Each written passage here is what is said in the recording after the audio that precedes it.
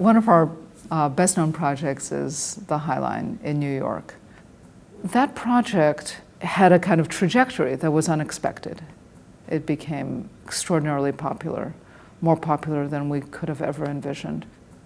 When we originally imagined the High Line and tried to convince everyone to do it, we imagined maybe 400,000 people would come. In the end, last year, 7.5 million people came through the High Line. And all of a sudden, this property that was fairly devalued because there's this obsolete piece of infrastructure running through it, all of a sudden, those properties started to have worth, and they started to flip, and developers saw the potential and started to build.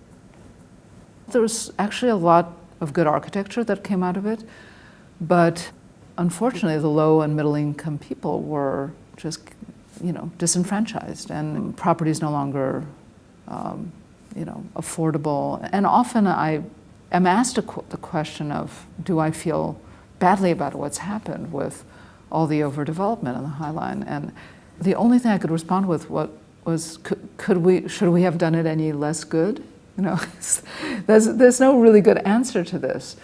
But looking back on that period, there could have been legislation then to make sure that there was more equity in the way that these properties developed, and making sure that inclusionary zoning is part of the overall mix, that you can get different income levels as part of a city fabric, that you don't evict artists all of a sudden because they can't pay the rent. It makes one feel that post-occupancy, there should be a role for architects to think about, what their projects have wrought, and to be able to manage the effect in some way.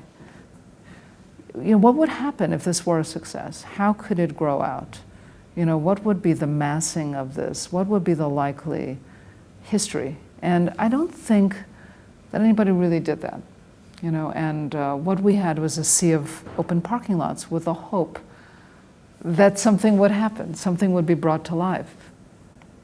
And now that it has, I think it's really a good lesson for us, for all the people involved in the High Line, but also for all the other initiatives that are taking place all over the world, how to manage development in a responsible way.